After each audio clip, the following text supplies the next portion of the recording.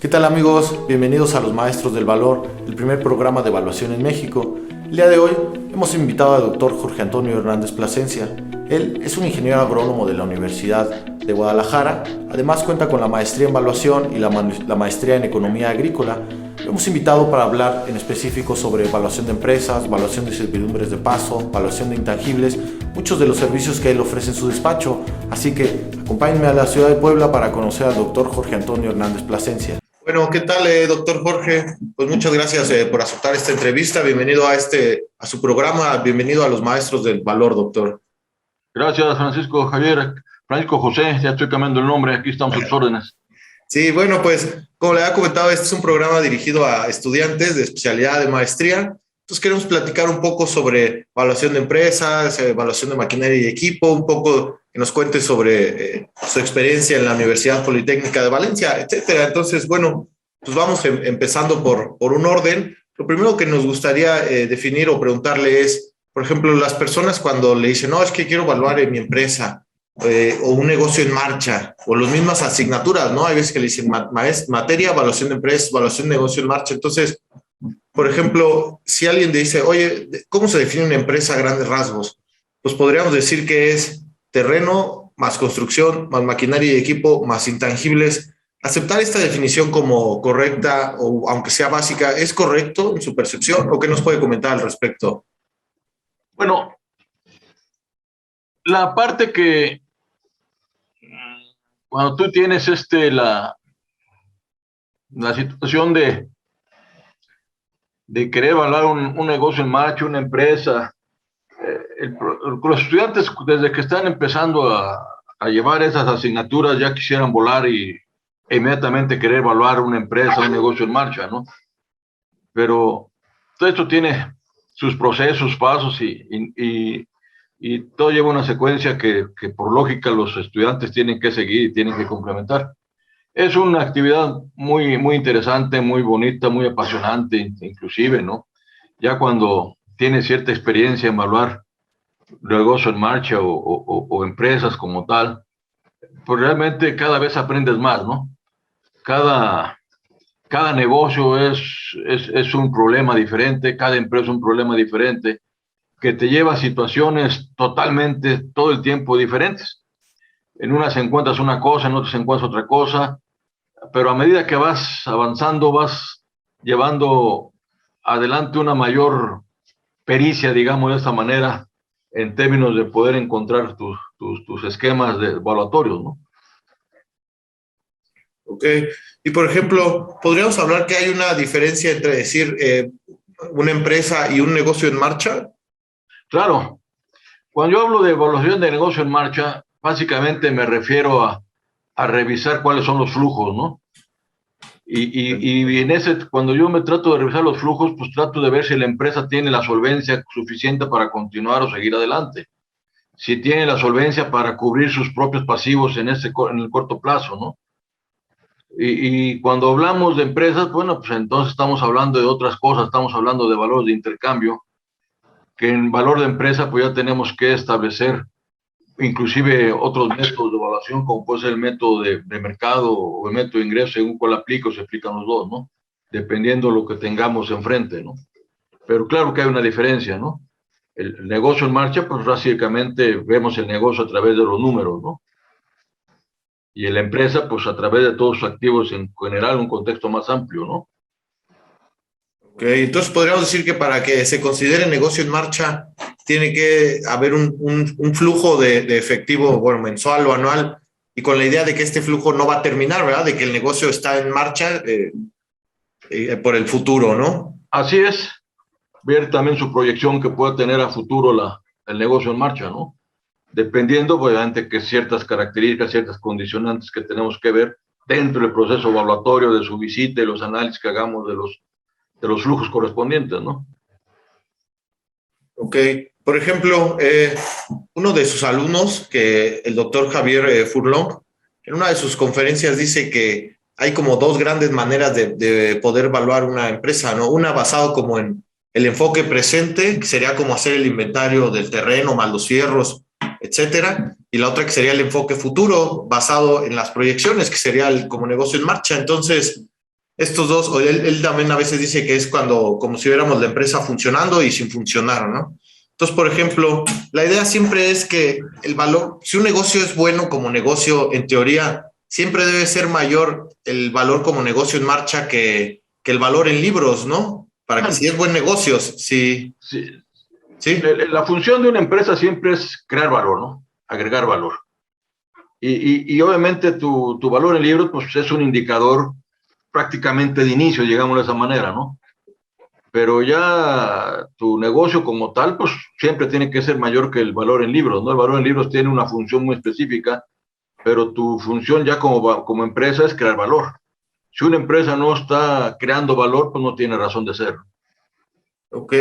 Por ejemplo, doctor, una vez vi una exposición en España sobre la evaluación de un club y la persona que analizaba el avalúo, cuando empezaba, decía, pues aquí de entrada la cosa no pinta bien porque el valor en libros de los activos, de los estadios, de los muebles, es mayor que el valor como generador de riqueza. Entonces decía, como si el valor en libros es mayor, no es un buen indicador, ¿no? El valor en libros, por lo general, para que sea un buen negocio, tiene que ser menor que el valor de generador de riqueza. O sea, si una empresa tiene 10, 15 años en el mercado y no ha logrado que su valor como generador de riqueza sea mayor que el libros, quiere decir que a lo mejor no anda bien la empresa, ¿no?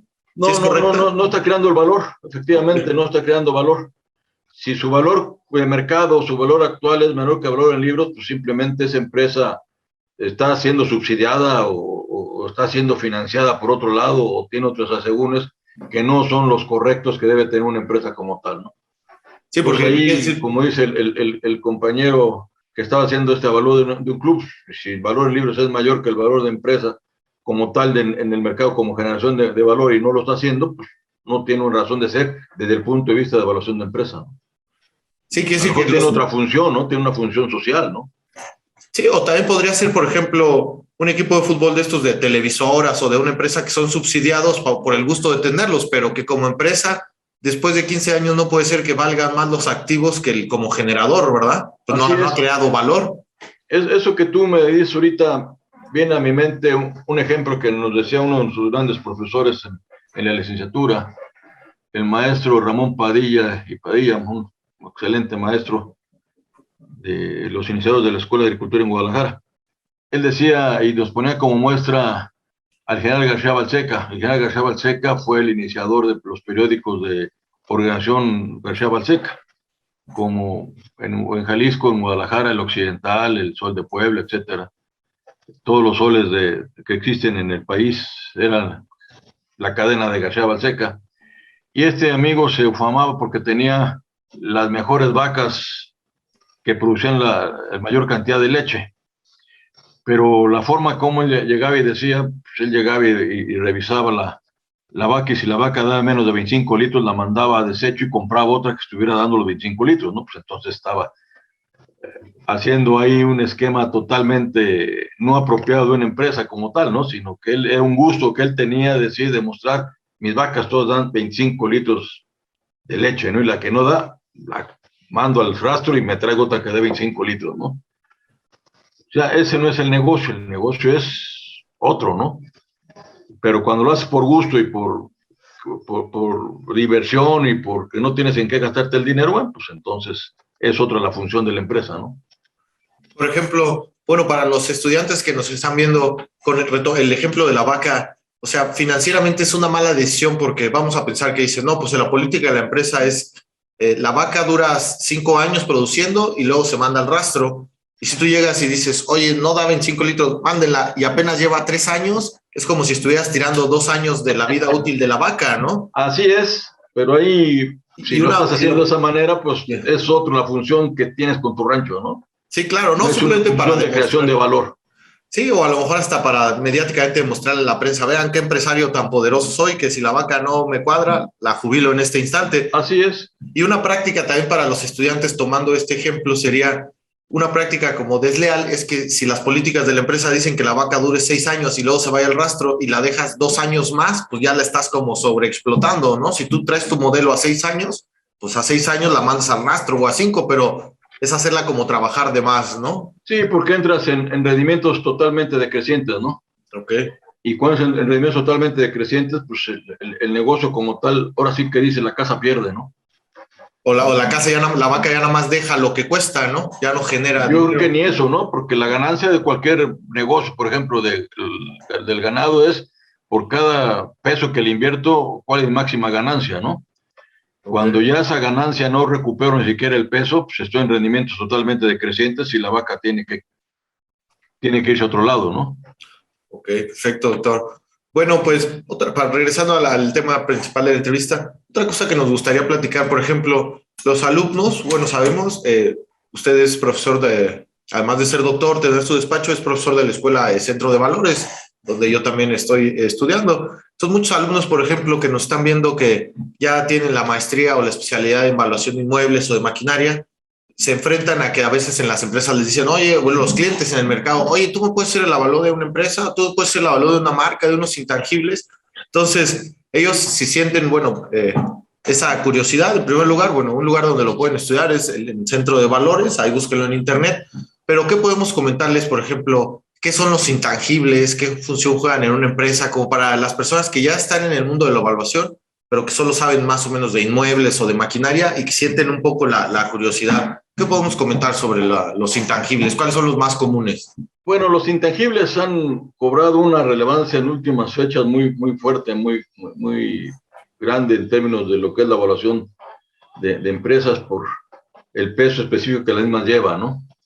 Eh, por ahí hay un dicho que dicen que evaluador que sabe identificar los intangibles es un evaluador que ya está hecho perfectamente, que ha llegado a su punto de madurez. ¿Por qué razón? Porque muchas veces es el intangible el que es el punto fundamental en la empresa correspondiente. ¿Cuál puede ser ese intangible? Bueno, pues puede ser, dentro de los intangibles más comunes, pues podemos tener la marca, ¿no? Como tal. La marca que yo tengo del producto, otro que pueda ser como un intangible muy claro, pues puede ser también mi propio forma de administrar la empresa, ¿no? La forma de cómo administro la empresa puede ser un intangible. Si llevo una administración ágil y veraz que me facilita todo y a lo mejor es parte fundamental para que yo pueda tener los éxitos que tengo en estar adquiriendo los insumos, en estar adquiriendo esto, controlar los clientes, controlar los proveedores, etcétera. Eso es algo muy importante, ¿no? Y esto es básicamente entre los puntos más interesantes, siempre es el manejo que yo pueda llevar en la forma como administro mi empresa como tal, es como yo muchas veces es el intangible, ¿no? Alguien, por ejemplo, que tiene una empresa de dulces, ¿no? Por ejemplo, aquí en Puebla muy común en sus empresas de dulces, ¿no? ¿Cuál es el intangible del éxito de una empresa de dulce? Pues obviamente que es aquel que sabe manejar, por ejemplo, las mezclas, ¿no? Para hacer los dulces, que diferentes tipos de dulces, etcétera, etcétera, ¿no? Aquí hay un amigo nuestro que me estaban platicando ayer que de un producto de dulce, él produce algo así como 100,000 galletitas, ¿no? Diarias. Y esas 100,000 galletitas diarias, dicen que este amigo se levanta a las 4 o 5 de la mañana para preparar las mezclas. Y nadie más sabe de las mezclas más que él, y creo que sus hijas, ¿no? Entonces, ese es el intangible, ¿sí? El preparar la mezcla, dar el sabor, etcétera, etcétera, eso es lo que tiene. Y su marca es el intangible. Ahora, ¿cómo medimos los intangibles? Es la importancia, es lo más importante. Además que los identifiquemos, ¿cómo los medimos? ¿No? Pues para medir tenemos diferentes métodos, ¿no? Estos métodos que tenemos, pues podemos tener el método de aproximación de Levy, el método de Lufti, y para poder clasificar y definir cuánto es lo que cuesta o lo que vale cada intangible, pues también tenemos otro método que tú conoces muy bien, Francisco José, que es el de multicriterio, ¿no? A través del método multicriterio yo puedo establecer cuánto vale cada intangible, ¿no? Primero identifico los intangibles, puedo a través de los métodos el Lufti o el de aproximación, etcétera, el de Levy, tener un valor de los intangibles. Pero ahora viene la parte interesante, lo que tú preguntabas, ¿cuáles son los intangibles?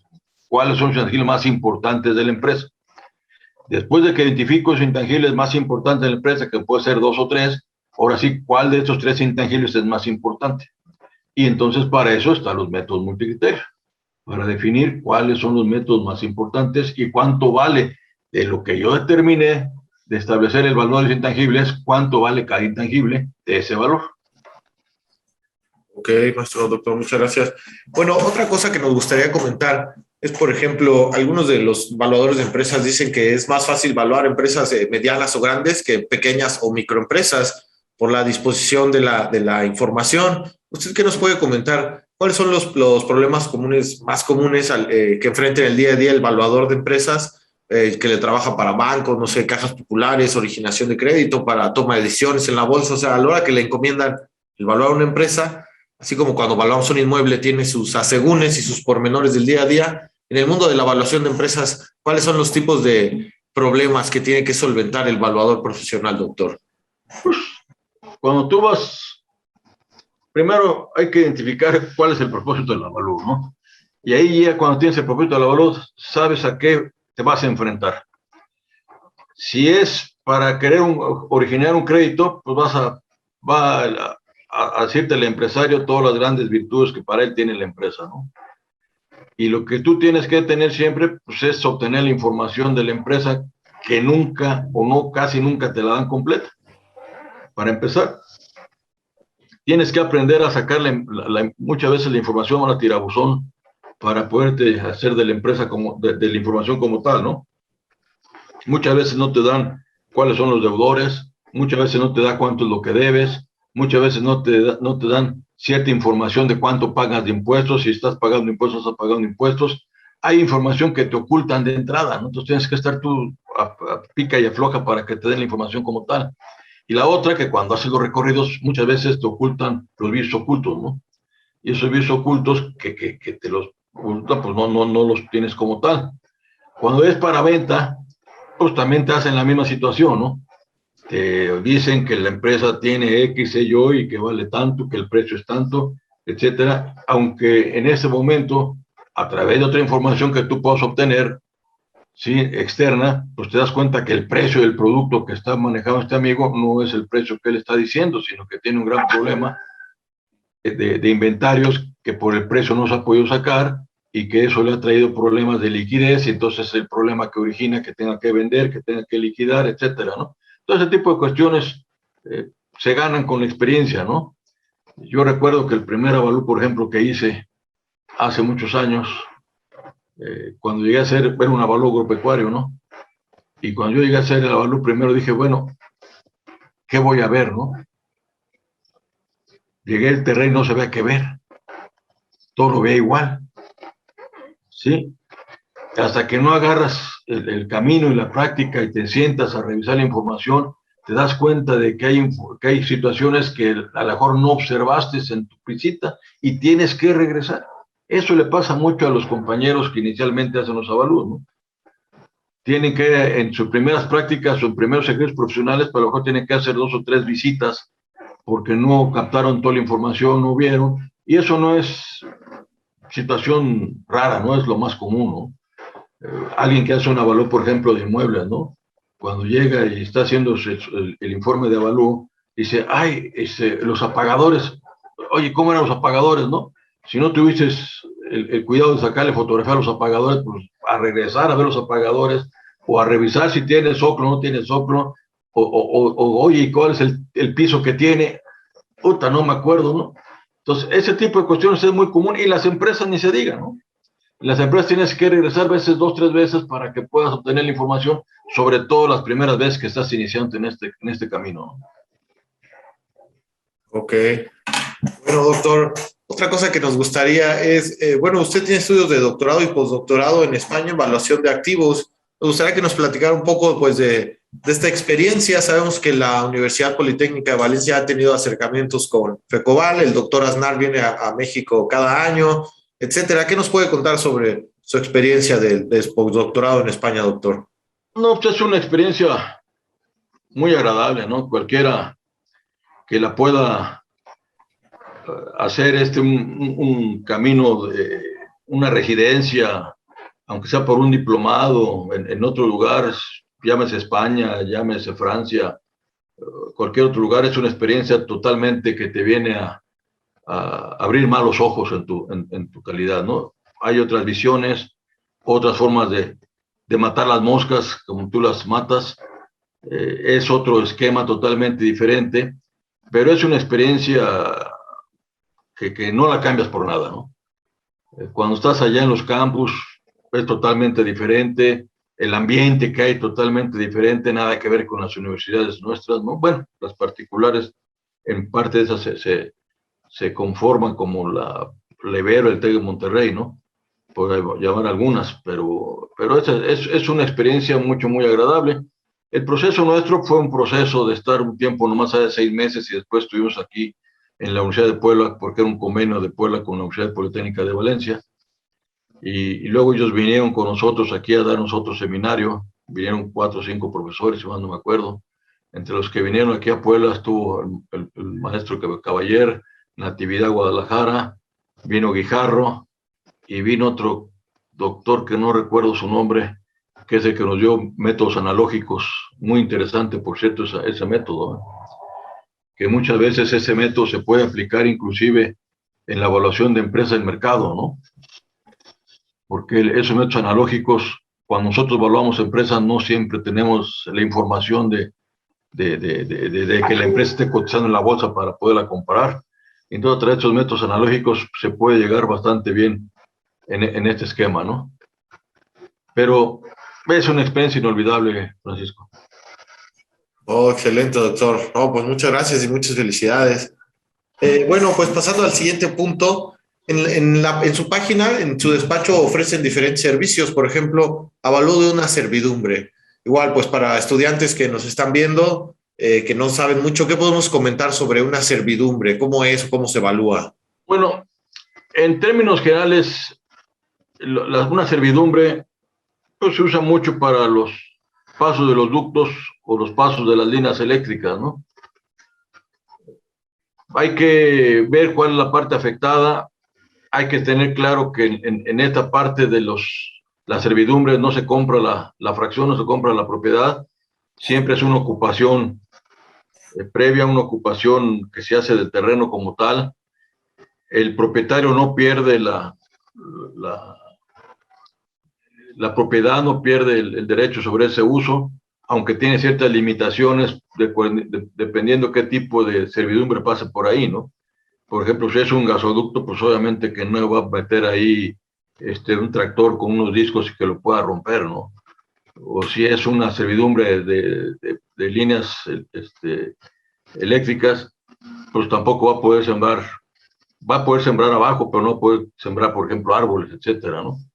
Entonces, ese tipo de pagos que se hace por el uso de la servidumbre de paso, pues es el que se hace en términos correspondientes. Ahora, un gran problema que se tiene ahí es que como es una franja y es un punto idóneo, llamemos que tiene un punto de idoneidad del punto como tal, entonces eso sale básicamente de un esquema totalmente, digamos, de oferta y demanda de los terrenos.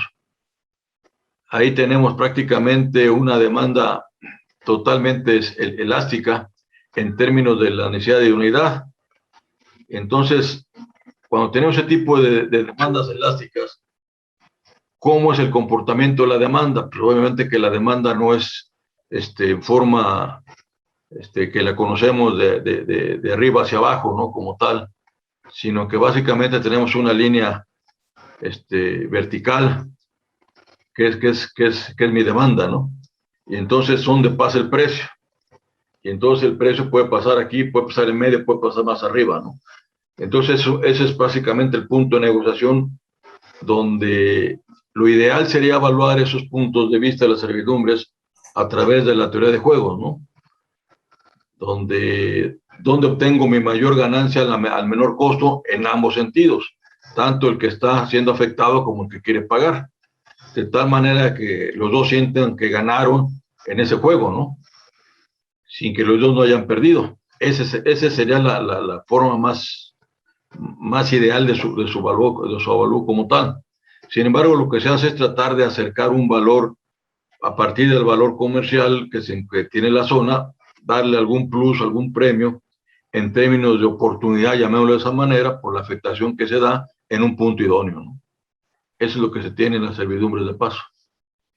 Ok, doctor. Bueno, también otra cosa que nos gustaría comentar, en su página aparece el término avalúos maestros. ¿A qué se refiere un avalúo Ok. maestro? El avalúo maestro es un tipo de avalúo que fue diseñado hace algunos años por gente del entonces CABIN, hoy INDAVIN, que fue diseñado, ideado como un método de negociación para proyectos de infraestructura.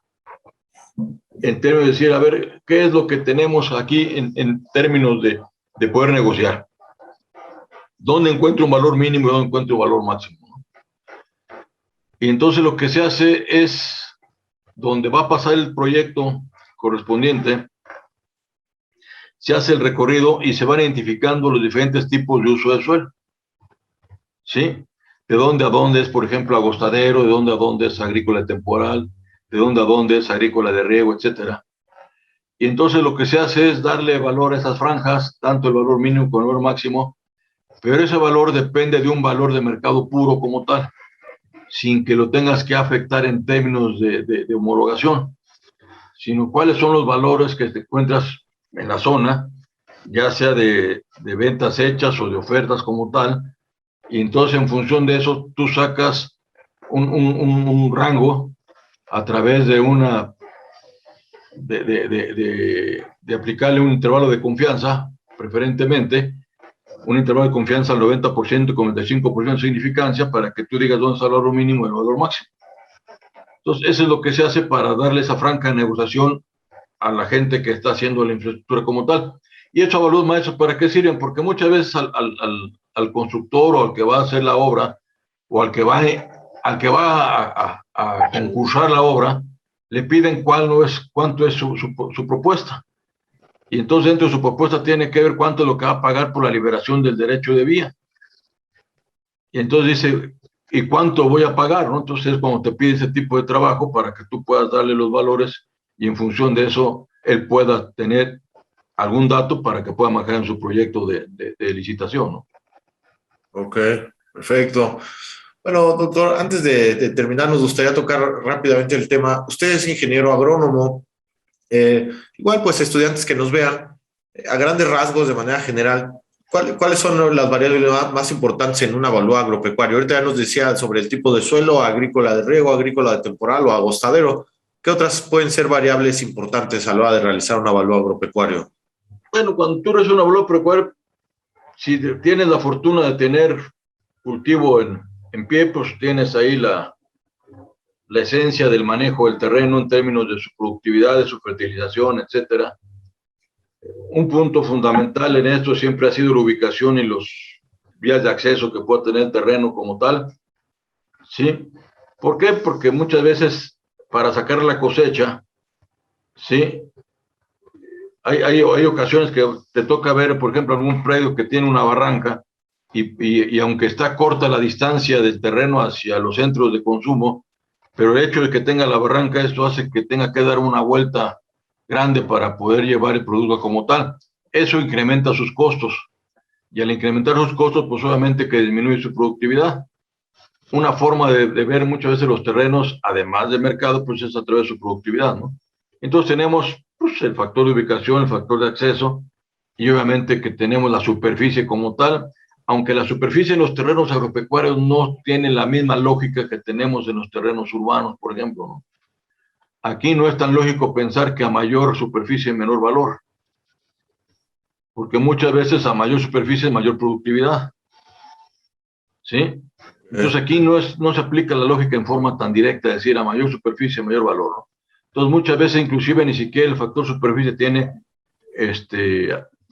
algún efecto directo sobre el valor como tal, ¿no? O sea, a veces no se aplica el factor superficie. No, porque no aunque la lógica en la norma, en los formatos, etcétera, etcétera, siempre te lo manejan y te aplican que la raíz sexta, la raíz novena, pero la verdad es que en la gran mayoría de las ocasiones el factor superficie no tiene nada que ver con el valor, ¿no? O sea, que podríamos encontrar predios agropecuarios de 3 hectáreas o 10 hectáreas, pero por metro casi el mismo valor, ¿no? Así es. Ok.